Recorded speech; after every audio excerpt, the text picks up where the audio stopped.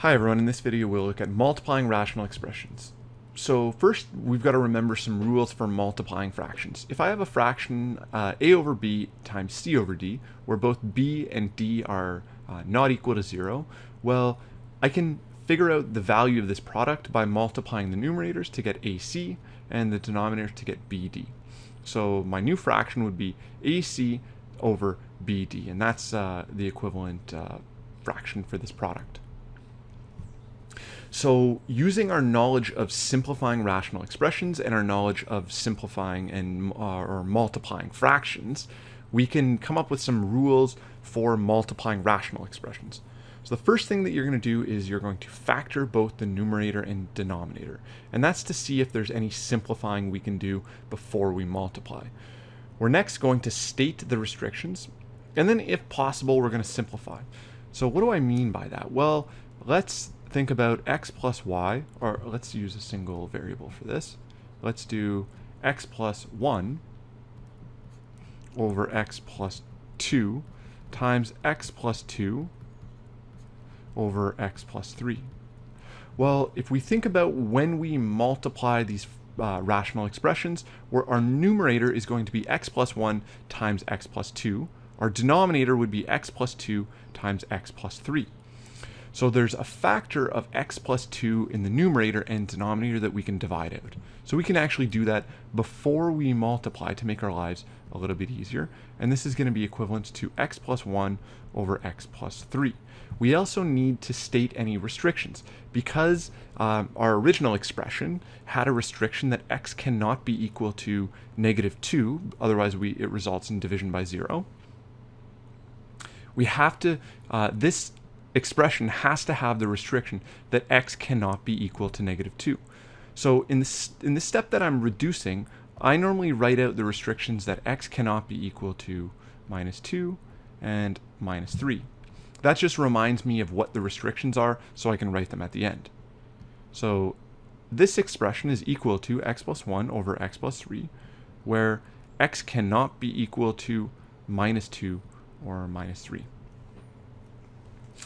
So the last two rules for multiplying rational expressions we've already sort of done. We multiply the numerators and denominators, and then we simplify and finally restate any restrictions.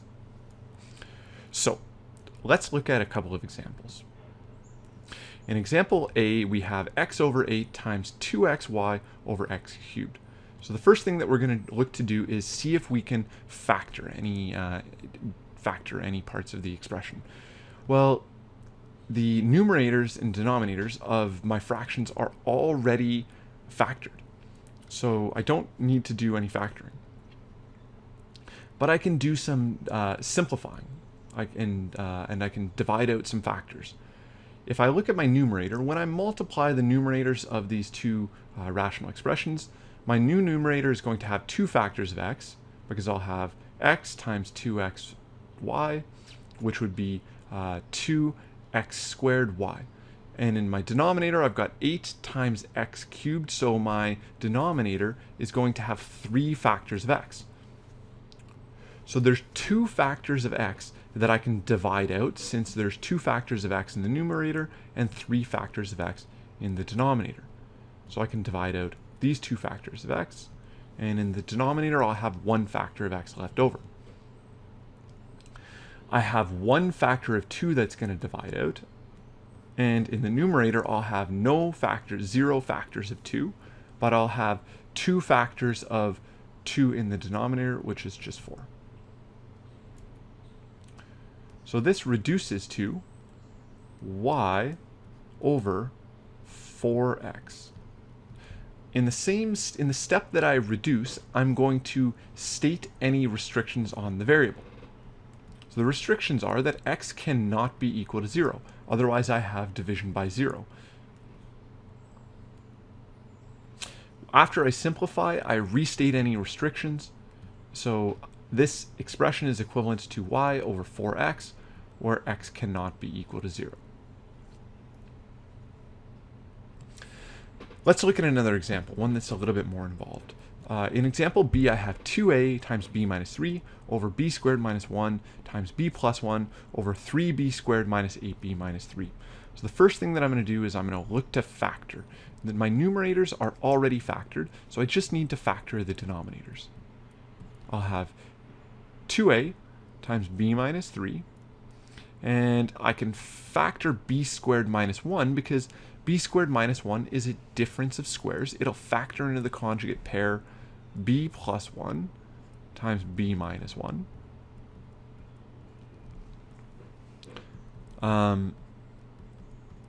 I can factor 3b squared minus 8b minus 3 by using guess and check. This factors to, let's see, 3b and b, and minus 3 and minus 1.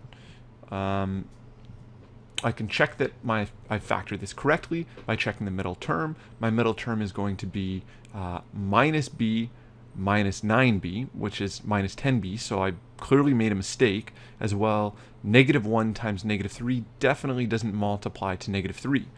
So I got to change my signs here.